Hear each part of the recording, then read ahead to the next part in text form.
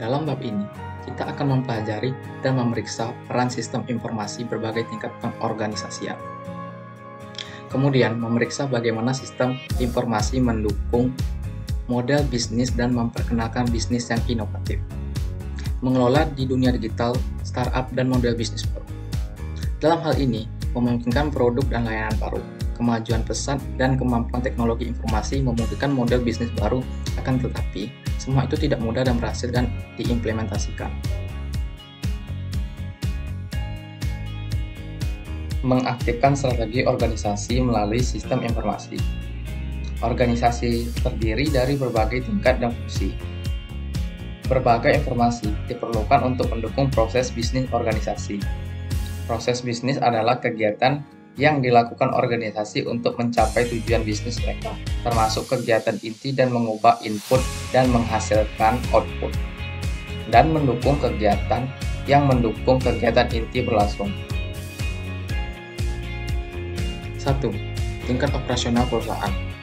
Sistem informasi pada tingkat ini dirancang untuk mengotomatiskan aktivitas berulang, seperti memproses transaksi penjualan, dan meningkatkan efisiensi proses bisnis antarmuka pelanggan.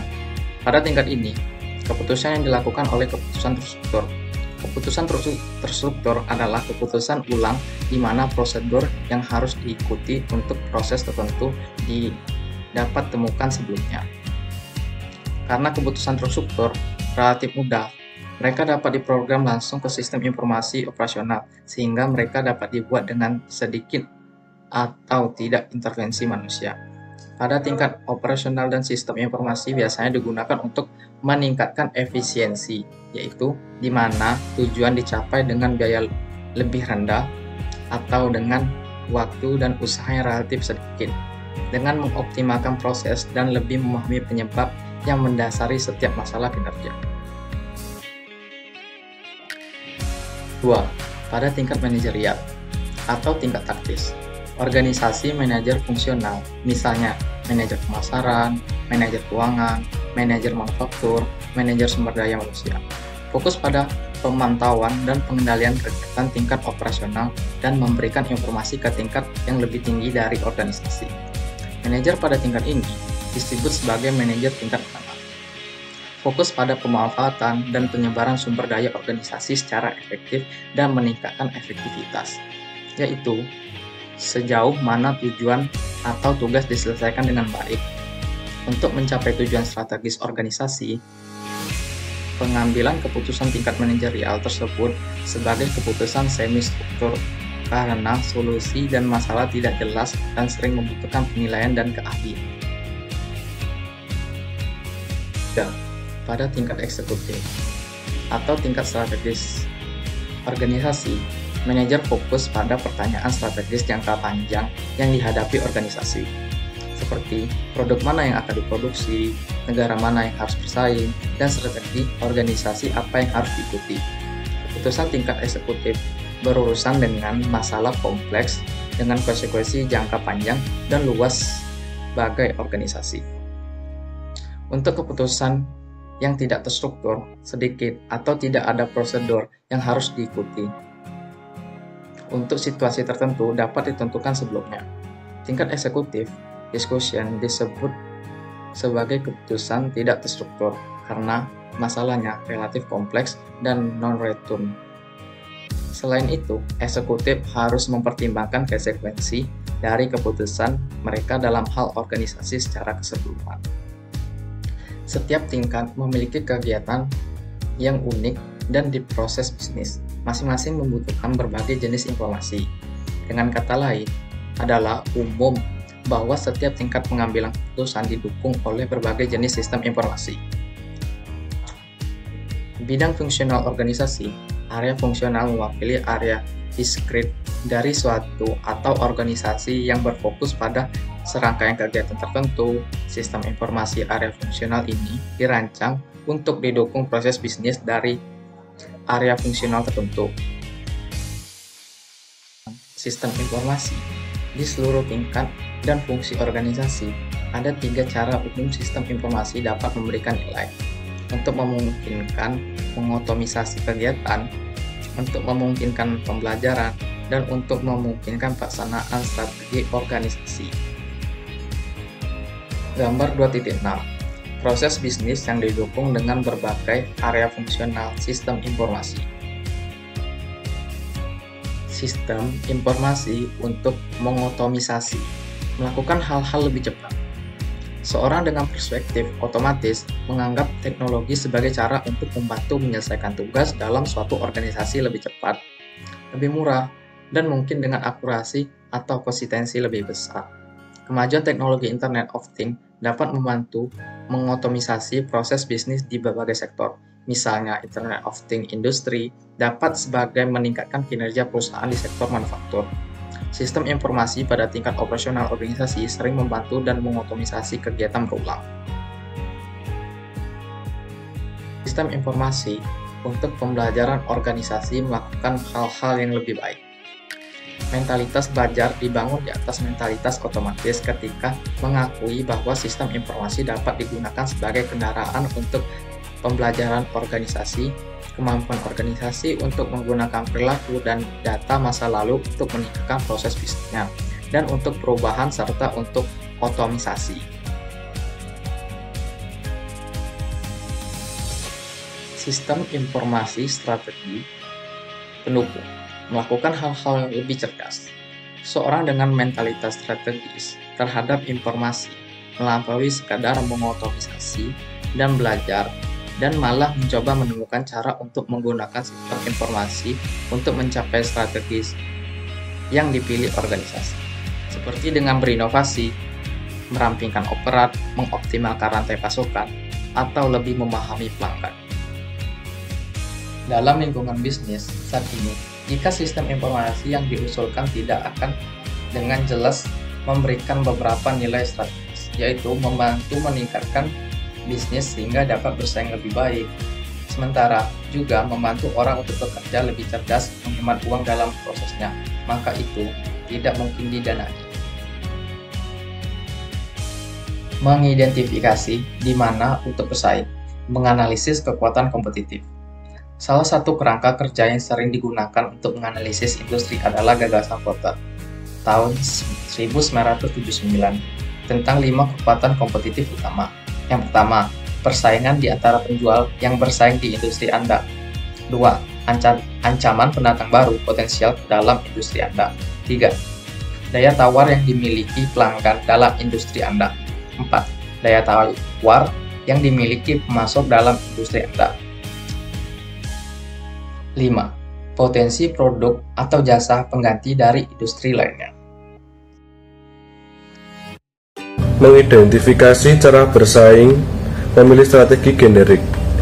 Untuk mencapai pengembalian yang unggul, perusahaan perlu mempromosikan diri dalam industri yang dioperasikannya, sehingga mampu melawan efek dari 5 kekuatan dan mendapatkan keunggulan kompetitif. Ini adalah 5 jenis umum strategi organisasi, yaitu diferensiasi luas, diferensiasi terfokus, kepemimpinan low cost terfokus, kepemimpinan biaya rendah secara keseluruhan, dan penyedia biaya terbaik. Mengidentifikasi cara bersaing, sumber daya, dan kemampuan. Memilih posisi yang tepat tidak hanya membantu perusahaan menarik pelanggan, tetapi juga membantu memfokuskan investasi dalam sumber daya seperti sistem informasi dan teknologi untuk membantu mendapatkan keunggulan kompetitif. Sumber daya mencerminkan aset spesifik organisasi yang digunakan untuk mencapai biaya atau diferensiasi produk dari pesaingnya. Kemampuan mencerminkan kemampuan organisasi untuk memanfaatkan sumber daya ini di pasar. Mengidentifikasi cara bersaing, menganalisis rantai nilai. Manajer menggunakan analisis rantai nilai untuk mengidentifikasi peluang di mana sistem informasi dapat digunakan untuk mendapatkan keunggulan kompetitif. Porter 1985-2001, Zheng dan Govindarajan 1993. Munculnya peluang bagi karyawan untuk menggunakan sistem informasi untuk menambah nilai pada layanan produk dengan memperoleh pasokan dengan cara yang lebih efektif, meningkatkan produk dan menjual lebih banyak produk. Serangkaian kegiatan yang menambah nilai di seluruh organisasi ini dikenal sebagai rantai nilai dalam suatu organisasi. Peran sistem informasi dalam analisis rantai nilai. Karena sistem informasi dapat mengotomatisasi dan mengoptimalkan banyak kegiatan di sepanjang rantai nilai, penggunaan sistem informasi telah menjadi salah satu cara utama organisasi meningkatkan rantai nilai mereka. Ini adalah contoh rantai nilai sampel dan cara-cara yang sistem informasi untuk dapat meningkatkan produktivitas dalamnya.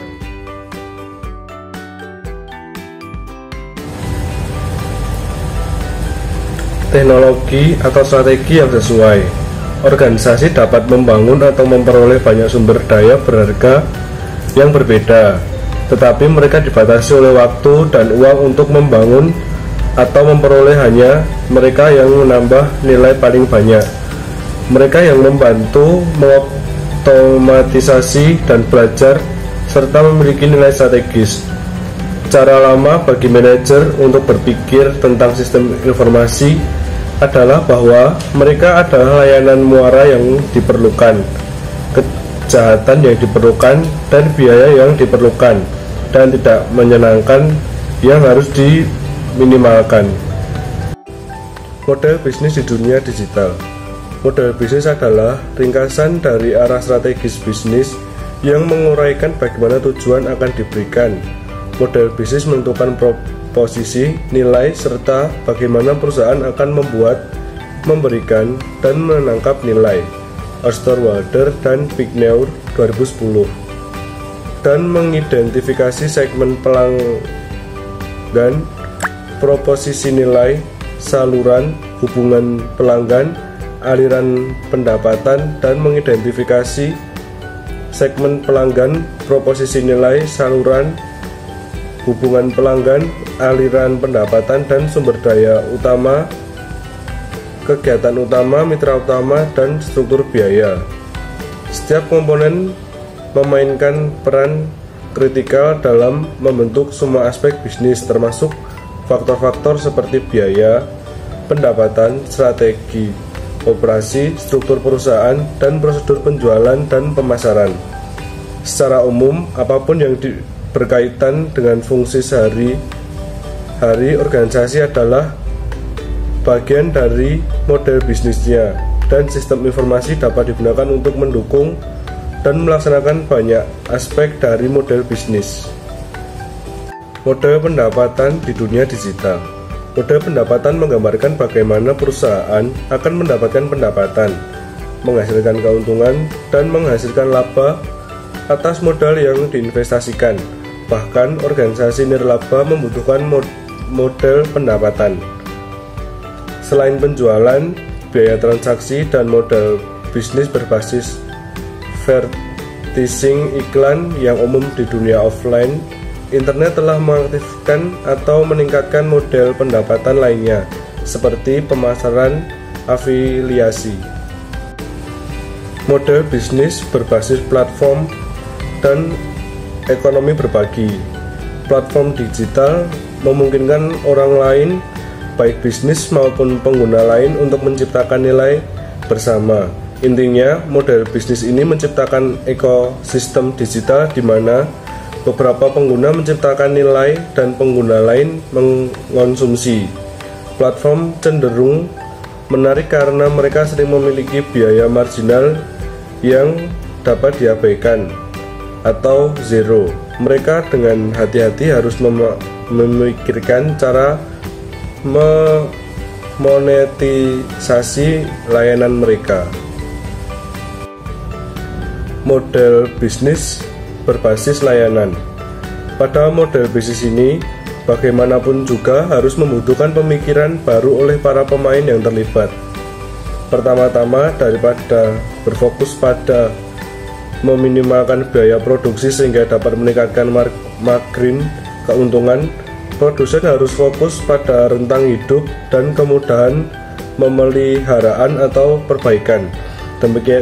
Demikian juga untuk memaksimalkan pendapatan, produsen harus dapat memantau kinerja, memprediksi pemadaman dan jadwal.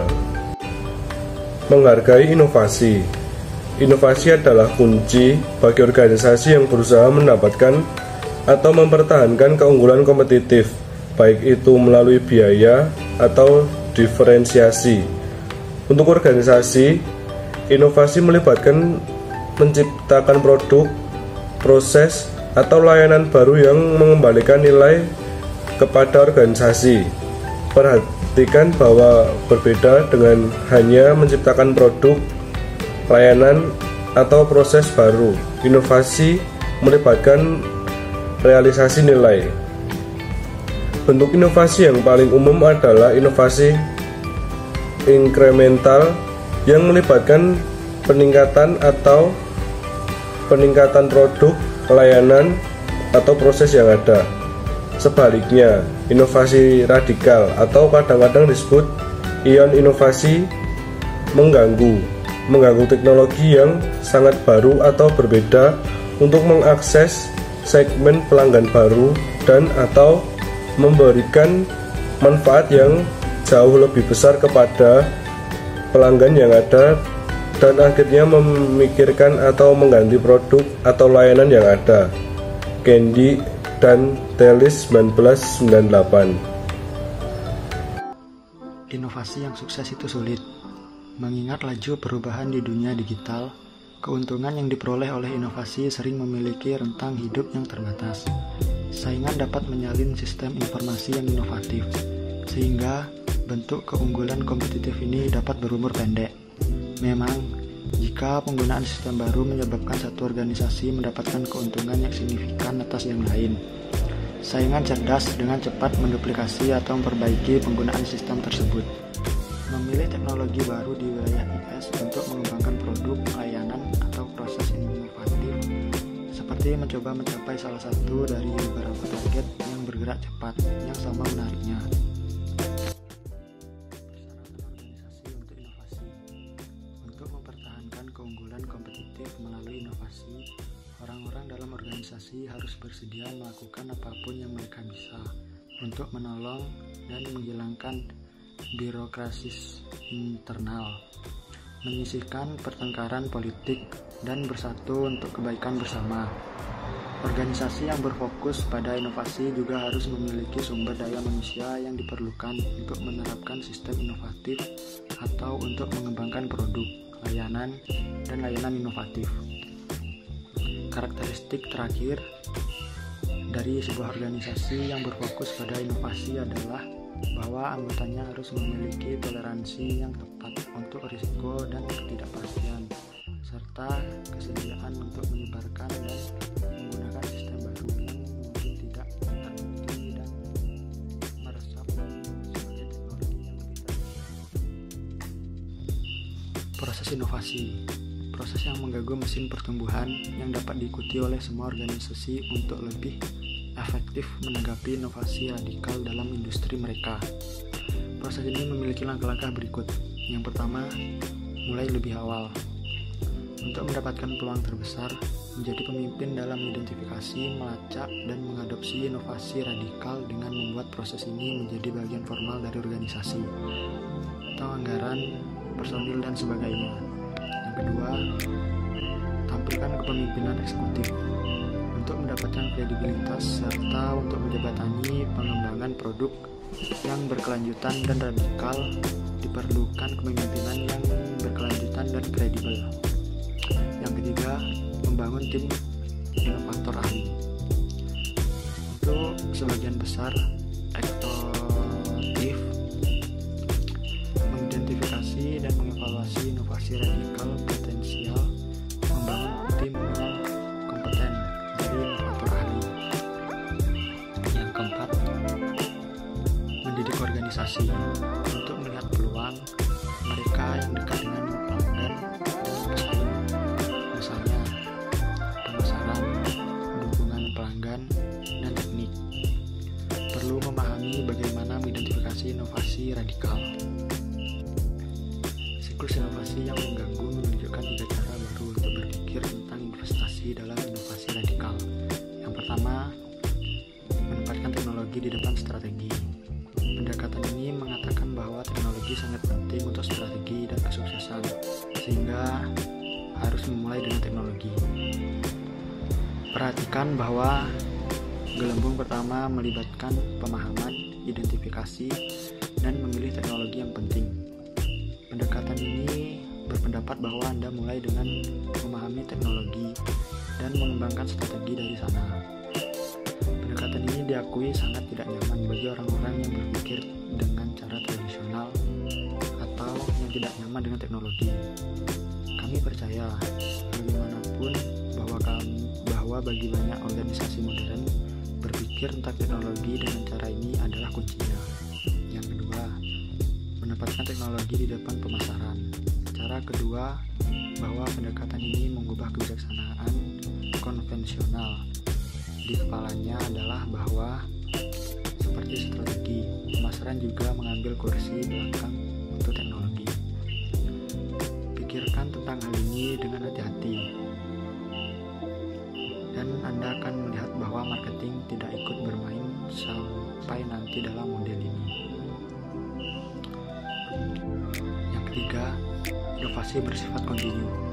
Cara ketiga bahwa pendekatan ini menarik dan berpotensi mengganggu adalah bahwa prosesnya harus sedang berlangsung. Saat ini berurusan dengan perubahan cepat. Yang disebabkan inovasi radikal adalah kenyataan bagi sebagian besar industri.